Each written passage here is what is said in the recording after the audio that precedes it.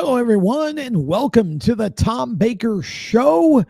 This show is always being brought to you by Radical Race Gear. If you are a racer or a part of a race team, you need to look good before you can be good. And Radical Race Gear helps you do that. They've got all kinds of customized driver suits and sublimated shirts for the crew. You can get rugs for your trailer. You can get all kinds of pop-up tents and all other items with team and sponsor logos on them.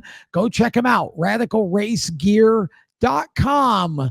And this show is going to take a little bit of a trip through NASCAR, IndyCar. We're going to hit some short track stuff at the end. Lots to talk about here. Welcome back, Jacob Seelman from Raceface Digital. And howdy.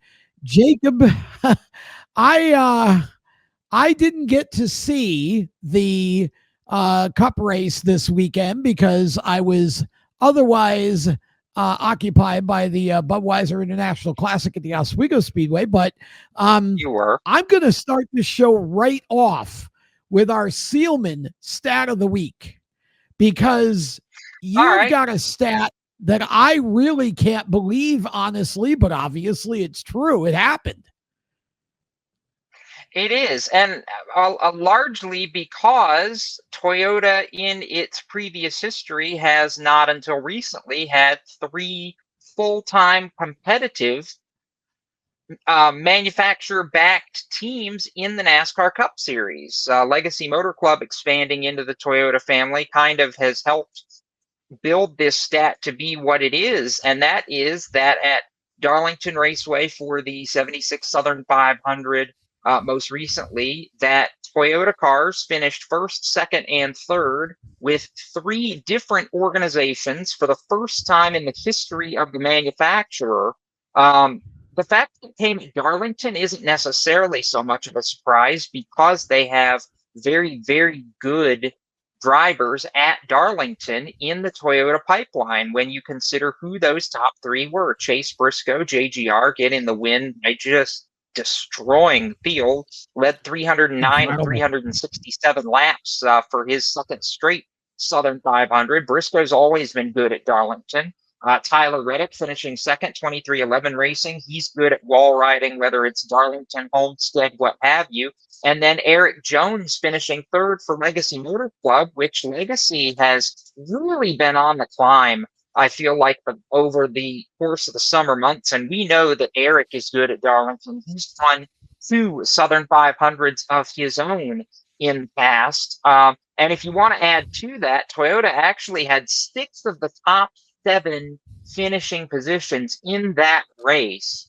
The only outlier was A.J. Allmendinger, who finished 5th, but you had John Hunter Nemechek up there getting a career best in 4th. You had Denny Hamlin rallying to 7th. You had Bubba Wallace up in 6th place. I mean, this was, I kind of joked about it earlier, but it's really true when you look at how they dominated the box score from Darlington weekend. This was a Toyota benefit race masquerading as the Southern 500. I don't know how else to put it, because they had everybody's number and nobody else was even close, especially when you consider the closest Chevrolet that was in the class was Ross Chastain in 11th. I mean, this was a beatdown of semi-epic. It was. Yeah, it really was. And, you know, a couple things standing out to me. First of all, how about Eric Jones and John Hunter Nemechek? I mean, I feel like Legacy Motor Club, tremendous for Legacy. It was, and I feel like that group is finally starting to put it together. People have to remember, this group does not have, the type of level 1 sort of tech support or whatever from Joe Gibbs Racing that a lot of people may think they have. They are building notes and doing things on their own here. And Jimmy Johnson and that group are quietly building this organization up. And I feel like by the time we get to the end of the season, if they keep going the way they are, and we come out at Daytona in 2026, Legacy Motor Club is going to look like a different team performance-wise than what they have up until I this agree. point in this season. I agree. And the feeling in the garage area and within those teams has always been that Jimmy Johnson was not going to sit on his hands and not do what it took to get things better. But these things Right. take time. It's not something that you can just flip a switch and overnight be ultra competitive and chasing wins in the NASCAR Cup Series. That's not how it works. So Jimmy has been very methodical about this since taking over majority ownership of the team. And I feel like those methods, like you said, are starting to now bear fruit at this top level. Unfortunately, not fast enough to give them a shot to win their way into the playoffs since we're now in the postseason. But I think Right. it definitely gives them plenty of opportunity to build a strong foundation for 2026 and really come out, like you said, swinging with a big head of Yep. steam. Now, I that agree. being said, in the scope of the playoff standings, you've got Chase Briscoe, who won the race, swept both stages, and now actually leads the NASCAR Cup Series point standings for the first time in his career. Whereas on the flip side of that coin, you have two drivers who were both involved in a lap one incident in Josh Berry and Alex Bowman on the fringes, and even the defending Cup champion in Joey Logano, who is currently below the cut line after one race of three in the round of 16. Uh-huh. And I'm probably going to shock a few people by saying this, but none of that surprises me. Not one Well, bit. it surely surprised you when I told you that Joey Logano would make it out of round one when we were picking the bottom four. And I still Well, don't believe he yes, gets out of but round one. But the reason I say it doesn't surprise me is Darlington has never been one of Joey's better tracks. The next two tracks, Gateway and Bristol, have always been very strong Joey Logano and very strong 22 team tracks, and he's only 3 points back. That I'm not Well, worried about. Now, whether he makes it out of round two is a different story. Well, we'll see. There is such a log jam, in my opinion, of competitive teams this year. And coming out of Darlington being below the cut line, even though it's only 3 points, is still not necessarily a great thing for Joey Logano. Okay, let's quickly move to Xfinity. Okay, Connor Zilisch won again. That's not much of a story. Okay, what I think the story is watching him on the last restart basically do something that should have never been allowed, but was, and somehow Connor Zilisch got away with it. He's got Jimmy Johnson's golden horseshoe right now, that young man does. Or something. Now, I will clarify that Connor Zilisch was not the only one that cut turn one over the course of the day and didn't get penalized for it. It was one of those things that it's not explicitly written, so people started taking advantage of it, and it was kind of too late to do anything once they realized this really wasn't in the spirit of what we were intending. But it also doesn't really matter because we're not going back to Portland next year anyways, so kind of okay, you did it, whatever, we're not going to be here next year, so it's kind of and look, do I think that move at turn one is ultimately the only thing that won him the race? No, he was the fastest car. Had it not been for Austin Hill playing his best imitation of a Caterpillar bulldozer, then Connor Zilisch would have led every lap in that race, and it wouldn't have even been a remote distance. As it was, he got him back on the overtime restart, and that was the end of that. Goodbye. That's 8 for Zilisch this year. He sets the rookie record, but I think the greatest thing about all of this were the shirts from Junior Motorsports. Whoever, whether it was Kelly or somebody in the marketing department, whoever came up with the new shirts deserves a medal and a raise, because that is one of the greatest pieces of social media gold, taking advantage of Connor's surgically repaired collarbone and playing off the Dale Earnhardt "it hurts so good" quote after he was hurt and won at Watkins Glen years ago. That bit of marketing is one of the greatest things I've ever seen in my life. And the fact that Connor is such a good sport enough to realize it's great marketing and play along with it is even better, in my opinion. Well, I mean, that's kind of the way that Dirty Mo on the media side is always operated. If Dale says something or somebody says something, on the show, they just make a shirt out of it, And so I think I agree with you. I think it was genius, and it smells to me like something Mike Davis would be a part of. I would believe I'm not that. sure of that. Absolutely.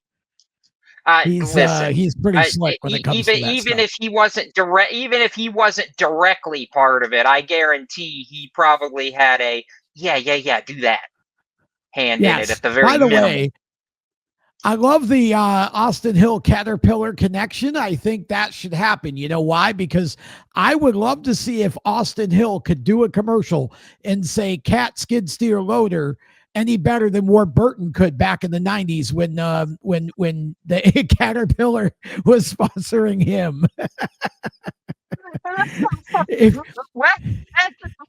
And keep in mind, between Bennett Transportation, United Rentals, I mean, there's all sorts of tie-ins that would make sense to this. So if anybody from RCR or Hill's team happens to see this show, I don't want royalties, just a thank you if this ever comes to fruition.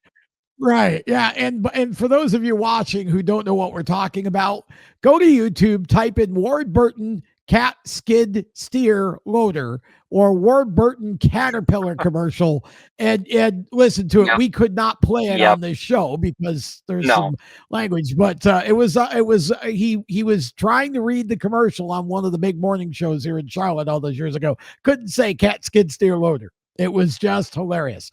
Okay. What about the point situation here? One race to go. Yeah. One race to go in the Xfinity Series regular season. Connor Zilisch will go in as the unbridled #1 seed. It's 20 points between he and teammate Justin Allgaier for the regular season championship. So as long as nothing crazy happens and Connor just gets to the end and does what he's done all season, which is have a solid day, he will win the regular season championship and add 15 more playoff points to his total and maybe go into the postseason with even more playoff points than Corey, which is this season been a hard trick in itself to do in any series. That being said, the playoff cut line is still Burton versus Burton. Harrison still with the edge over Jeb. Going to Worldwide Technology Raceway, otherwise known as Gateway, for those of us who knew it as Gateway for many, many years. To me, Harrison has the edge. That the AM Racing team has just been quietly better, in my opinion, all year. No matter what track they've gone to, they've found a way to be consistent, be right in the mix of the top 10. And Jeff would have to make up a boatload of points to be able to overtake Harrison without winning. So to me, we go into Gateway with everybody that's not in playoffs, basically in a thought process, and we have to win the race to make the postseason. And that's it. Yeah, crazy stuff for sure. And man, I don't know. Jeb's boss, Jordan Anderson, they have Bommarito Auto Group, and this is their home track. So a little extra motivation. It is out of that. I promise you, they will go all the stops if necessary to play for a victory if it's in the car. 100%. Yeah. Okay, on to the trucks, where it was once again, as it has been most all of the season. I was going to say, don't you mean the NASCAR Craftsman Corey Heim benefit series? Yeah, yeah. Heim Time. I hate to be that guy, but it's true.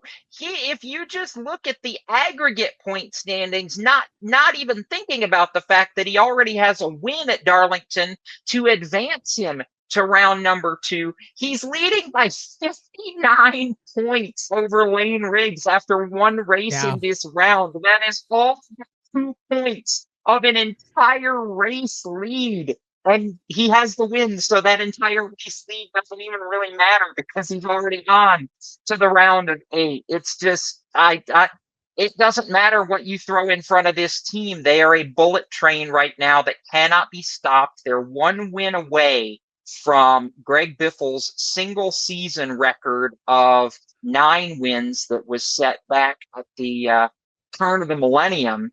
And it's going to be interesting in terms of a playoff outlook, because you've got Jake Garcia, Chandler Smith, Caden Honeycutt, and I'll throw Rajah Caruth in there as well. So you've got 4 drivers in effect going for what I would call 2 spots at the bottom end of the playoff standings that are separated by just 9 points with 2 races to go in the round. And that's not even counting the fact that Chandler Smith looks like he can about win anywhere we go right now. So it's a very interesting look. There's nobody that's out of it by any means, even if you consider Caden from a point standpoint in 10th. He's only 7 points out, going to a very, very strong track for him and for Halmar Friesen Racing in Bristol Motor Speedway in a little less than a week's time. So that playoff picture to me is the most interesting of the 3 series right now. Absolutely. Totally agree. 100%. With that, we are going to take a break. When we come back, we are going to have some conversation about the lawsuit that's going on between 2311 and Front Row Motorsports and NASCAR, because there have been some rather significant developments this week that we really need to talk about here. So we're going to step aside. We'll come back and we'll talk some NASCAR lawsuit. And then we got some IndyCar to talk about in the next segment as well. Stay with us. We'll be back with more of the Tom Baker Show right after this. For race fans across the United States, GetInTheStands.com is the place to find racetracks where you live and where you're traveling. Just go to GetInTheStands.com and enter your location. You'll see the tracks within 100 miles of that point, either as a list or on a map. GetInTheStands.com is 100% free to use and mobile friendly. So whether you're on a computer, a tablet, or on your phone, there's no need to download an app. To find racetracks across the United States, open your web browser and head to GetInTheStands.com. GetInTheStands.com, your racetrack directory. For over 50 years, FHS Superior Synthetic Oil has powered high-performance engines with unbeatable protection and speed. Whether it's drag racing, go-karts, sprint cars, stock cars, or your daily driver, FHS stands for high speed and delivers every time. Their advanced synthetic oils boost your engine's responsiveness, acceleration, and efficiency, giving you the winning edge on every lap. Visit FHSoil.com today to find the right products for your engine. FHSoil.com. Attention track and series owners, elevate your fan experience with the TrackTune app. TrackTune works with your PA system. Fans and teams at the track can hear the announcers through their phones, ensuring everyone hears race calls, sponsor plugs, and more during race nights. It's simple to set up, affordable, and free for fans to download and enjoy. Visit tracktune.live for all the details and join tracks nationwide on the app today. Welcome back to the show as we continue with our NASCAR conversation here. Okay, Jacob, it's time to tackle the lawsuit update. We had another court date this week, and we did more stuff to either sort of complicate the matter or uncomplicate the matter. I feel like from the team's standpoint, the matter may be a little less complicated than it is now from the NASCAR standpoint. Why don't you walk us through exactly what took place this week, and then let's have some discussion about it. Yeah, attempting to give the shortest possible straightforward explanation. The matter that was handled this week was the latest preliminary injunction request from the teams trying to retain or regain, I should say, their chartered status through the end of the year. That was denied by Judge Bell. Reasons being that, number one, NASCAR, after the preliminary injunction hearing, said they are going to hold aside 6 charters for 2311 and Front Row in the event that the teams end up winning the lawsuit. So that combined with the fact that at this point, any other monetary adjustments or damages can be covered in post-trial damages settlement. That settlement's not the right word, but you get where I'm going with that. And basically, anything else at this point can be handled with money, as long as there are charters held aside to be able to give to the two teams in the event that they win the lawsuit. So because of that, Judge Bell denied the preliminary injunction on the basis of there's no irreparable harm coming to the teams. And at this point, with it being so late in the season, there is not really, if you're Tyler Reddick, even though you have filed breach of contract notice with 2311, which, he's not in a chartered car anymore because of where the situation is at. So that legally is within their rights to do. But at this point, you're not going to just step out of your car and give up driving, trying to get a championship. So there's no immediate irreparable harm that will come to the teams through the end of 2025 with the scenario where it is right now, which is why the preliminary injunction was denied by Judge Bell. Now, what was most interesting to me with all this is the fact that Judge Bell also in his ruling noted multiple instances of misleading comments by NASCAR, which tells me that don't take the fact that this preliminary injunction was denied on the letter of how the legal happenings are as a sign that NASCAR is going to win the lawsuit. Because at this point, I don't think that's the case, considering that NASCAR has had to kind of walk back a few things and really concede some things just to keep the lawsuit at the point that it's at right now and not have to start paying chartered money to 2311 and Front Row again. So it's, to me, there's a lot more that, without being said, there's a lot more that appears it's beginning to lean towards the direction of the teams than the direction of NASCAR at this point. And yes, okay, they're going to be open teams through the end of the year, but then come December 1st, none of us, let's be honest, none of us have any clue what's going to happen right now. We don't.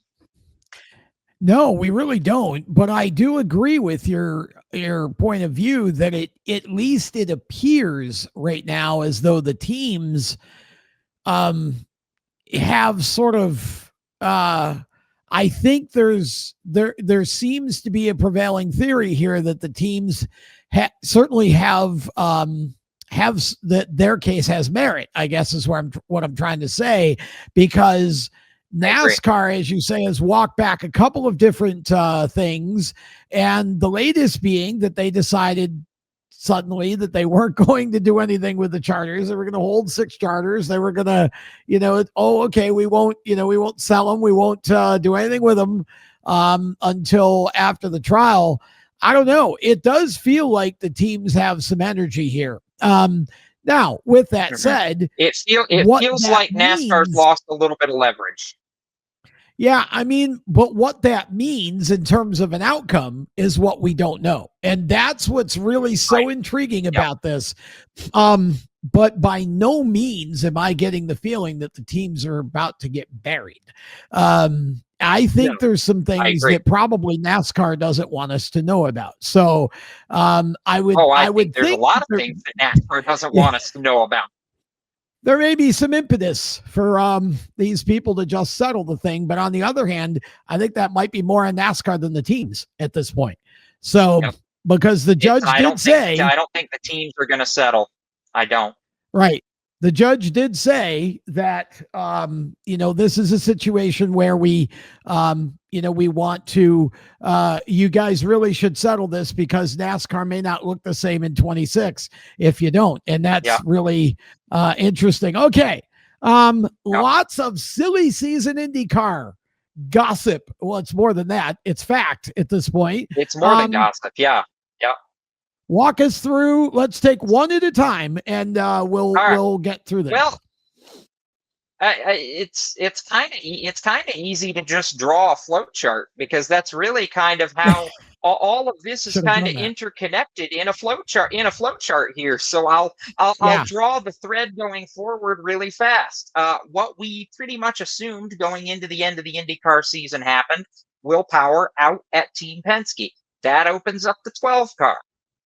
More on that in a minute, because as Power is leaving Team Penske, Colton Herta is leaving Andretti Global, what used to be Andretti Autosport, to go to what we believe is going to be an F2 ride next year. What's already confirmed is a Cadillac F1 test driver role. So Will Power slots in to take over Colton Herta's seat. As all that's going on, Rinus VeeKay, who had an offer on the table from Dale Coyne Racing to return to the 18 car, declines that offer and is expected to replace David Malukas in the 4 car at AJ Foyt, because Malukas is the heir apparent to Will Power in the 12 car. So it's all interconnected in one big circle, if you will, and one domino kind of paved the way for all of the others. Are these the only dominoes? Not necessarily, but these are certainly the most expected dominoes, although I didn't necessarily expect Rinus VeeKay to be the one to be the heir apparent at Foyt to David Malukas. That pleasantly, I guess, surprised me, because I really think highly of VeeKay's talent, and I'll be excited if that ultimately does happen to see what he's able to do. But Will Power's not done. He's still got the fire, and I'm going to be very interested to see what he does in that 26 car next year. I really am.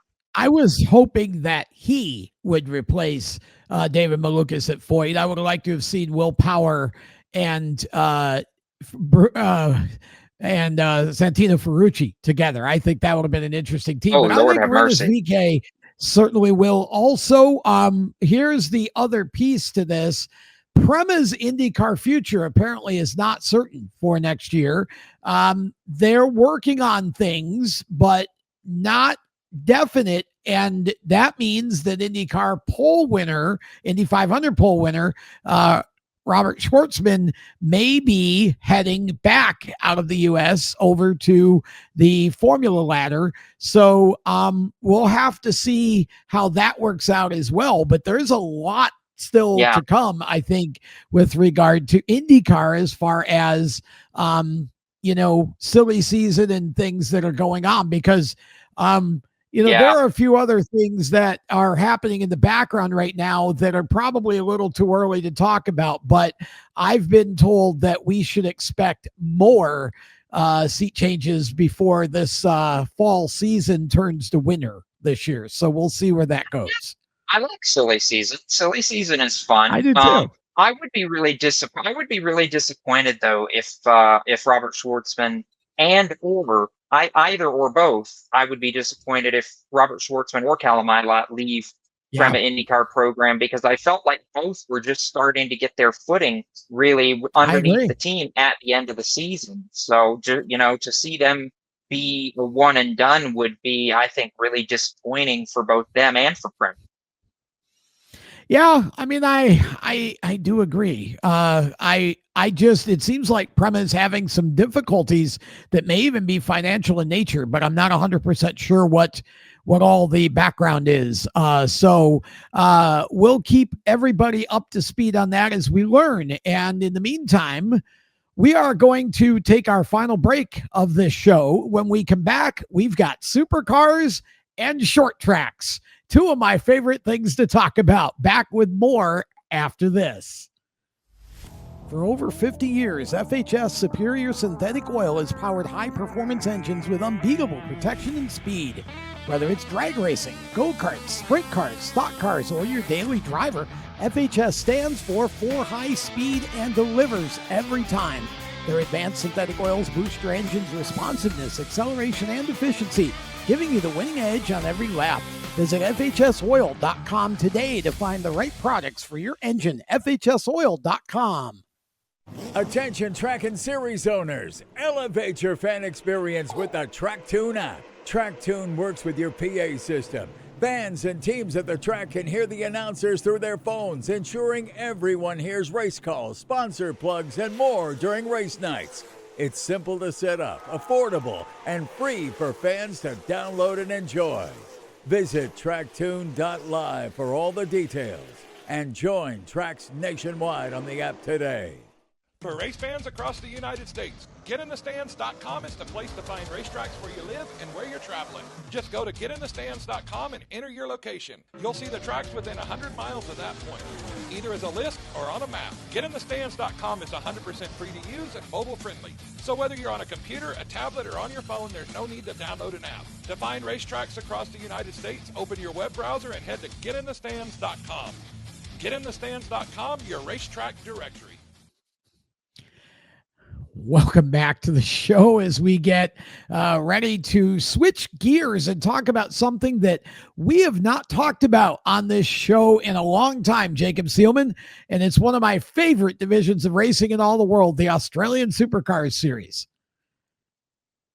I love it. It's something that neither of us gets to talk about enough. And the way it kind of all ties in is because of the fact that while I was at the Richmond Raceway NASCAR Cup Series weekend couple of weeks ago, we actually had a guest from the Supercars Championship on U.S. soil, courtesy of RFK Racing and their company partner Castrol, who is also a sponsor of the Ford Mustang factory team Tickford Racing in Australia, and driver Thomas Randall, who races for Tickford in the Castrol Ford, was on hand to support RFK and through partnership with Castrol, kind of take in the action. Had such a fun time. It was one of those very last minute interviews that all came together in a way where it worked out really well to be able to get a chance to chat with Thomas, who is on the verge of qualifying for the finals, which is Supercars' version of the NASCAR playoffs. He is currently in the 10th and final spot, got a 20-point edge going into the two endurance races on the Supercars schedule, which is the Bend 500 and, of course, the Australian motor race that everybody knows, the Bathurst 1000, coming up over the course of the next month. And Thomas is a cool story because not only has he come back to race in Supercars after kind of a long and winding road. That long and winding road included a diagnosis with cancer that he had to overcome about 5 years ago just to be able to get back in the seat and continue his driving career, and had fun. In this interview, we talked about that. We talked about whether he'd try and maybe wanted to do a NASCAR race at some point in the future, and a whole lot more. So take a listen. It was a whole lot of fun.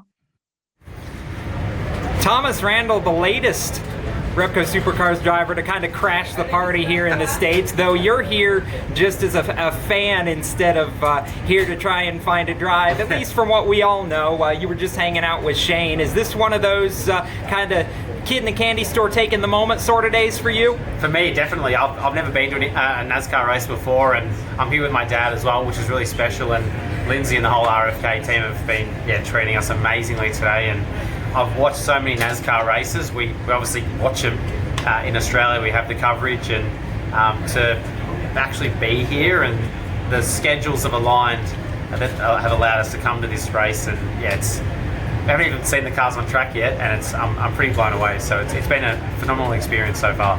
Couple podiums this year in the Tickford Ford. I know Castrol, a major partner for you guys over there, major partner of RFK here. Is that kind of what was the little bit of a tie that made this all work out?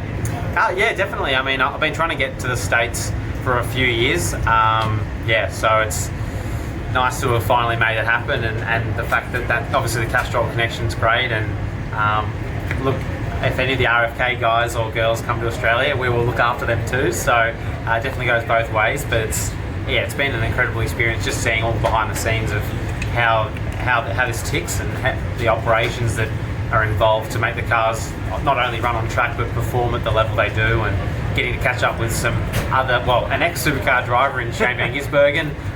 Matt Payne is also here. I didn't even know he was here. Some of the crew from some of the other supercar teams are here. It seems like this is the event that kind of works for guys that are in Australia to come over and see, because there's a little bit of time for the next event. So yeah, just to be here is amazing.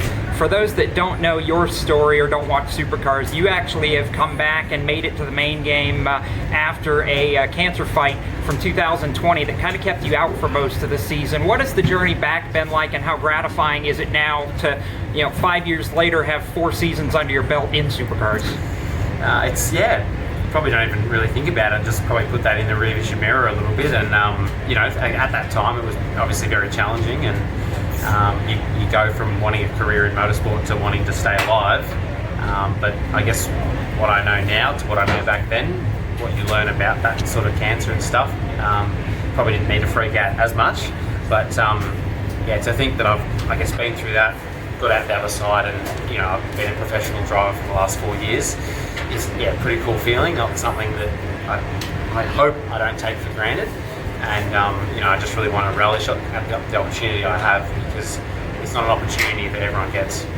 So Thomas, the next time the NASCAR Cup Series goes to a road course, the Charlotte Roval, a weekend that does not conflict with any Supercars events, would that be a race you are interested in running? I mean, that'd be amazing, yeah, but it doesn't unfortunately work like that. The cars cost a lot of money to run, so you need the car, a crew, and the backing financially. So we'll see. I mean, to do a road course would be pretty cool. There's been a few Aussies, there's been a few supercar drivers. Obviously Shane, he's now full-time in the series with Trackhouse. He's come from the Supercars Championship. Cam Waters, Will Brown. There's a few that have done some races. Are going to do a few more, and whether we can add our name to the list of doing a race would be amazing. But there's just a lot of things that the stars have to align to make that a reality. So now looking at the actual Supercar season, you currently sit on the bubble for the finals. Is that something that concerns you at all, and how do you feel about the new format? It doesn't concern me too much now, because there's still a lot of points up for grabs before the finals is over, or the cut line. Yeah. I'm excited for the finals. I think that with the last 3 rounds that we're doing, it's going to be intense, and I think the racing is going to be very different from what we've seen in the past when the season ends, because normally it's like a typical, it's like a Formula 1 championship in terms of the points. Someone could be leading by 300 points and win it on the Saturday, where now you don't know who's going to win the championship until the final day of the year. So very similar to NASCAR style. Even though our racing's a bit different, I'm not quite sure what's going to happen, but there's going to be team games. I think there's going to be a lot of wrecking. Hopefully we're not the ones getting wrecked, but anyway, it's going to be exciting for the fans, that's for sure. So the last time the Supercar Series came over to America was Circuit of the Americas in 2013. Would you be down for another race out here in the States? Yeah, that'd be sick. Yeah, whether we go, maybe we should join them and go to San Diego. That'd be cool. But it'd be awesome if we could get back overseas. We do race in New Zealand, but whether we can go further and put the cars in the planes again and race, not sure. I think Supercars are looking at trying to do some more international events, but whether it's in the States, I'm not sure. Just a cool opportunity to see you here, see you enjoying it, Thomas. Thanks for the time, and we hope you enjoy the race, and I know you'll probably be cheering Shane on tonight, huh? Well, I'll be cheering on the RFK boys This first. is true. This is true. Ryan Priest is on pole, so... Ryan versus Shane would be fun. Well, yeah, that's it. Shane is back in 27th, though, so might be a bit more challenging for him and the Trackhouse guys, but Ryan, we'll see. Could be a good night. Hopefully he gets in the playoffs.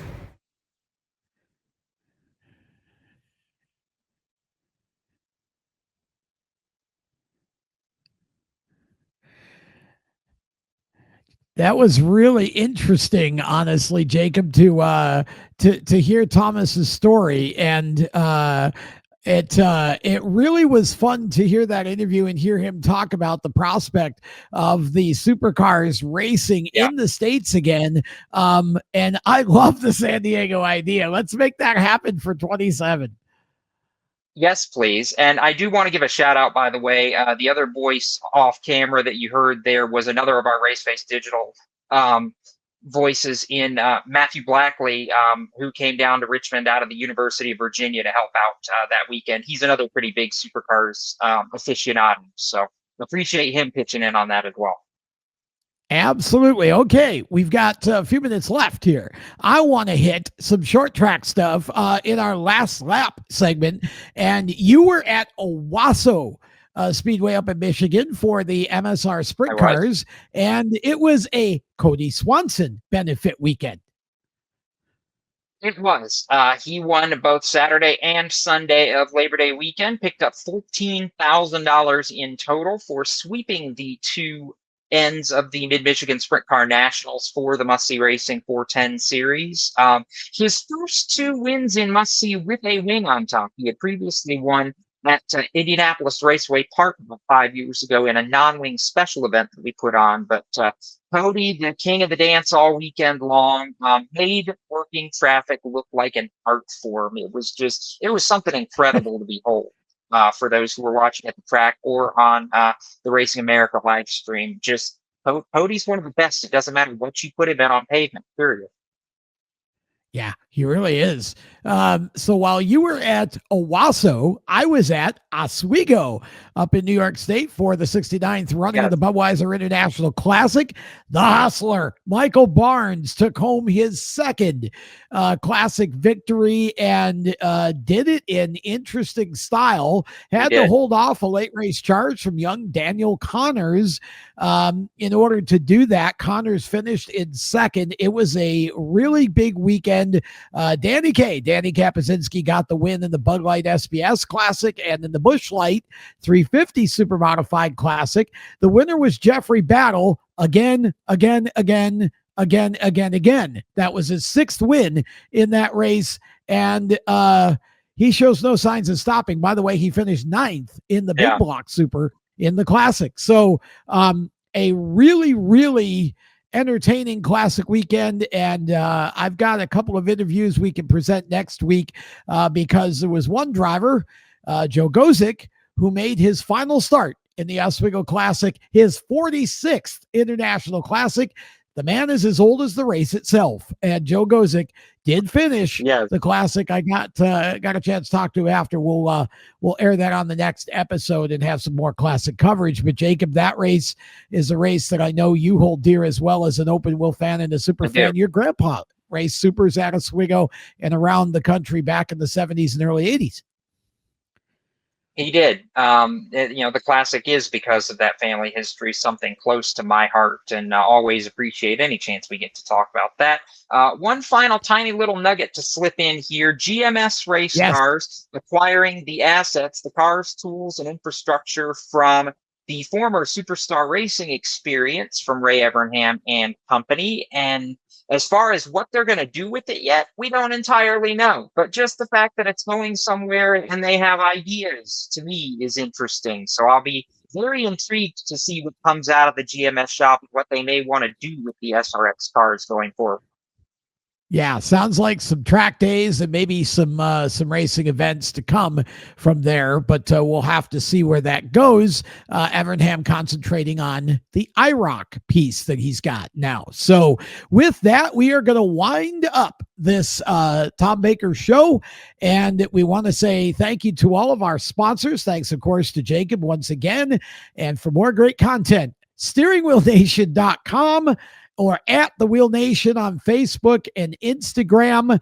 And we look forward to having you check out our streaming page on the PowerTube TV platform as well. Until next time, I'm Tom Baker. Thanks for watching. Have a great week.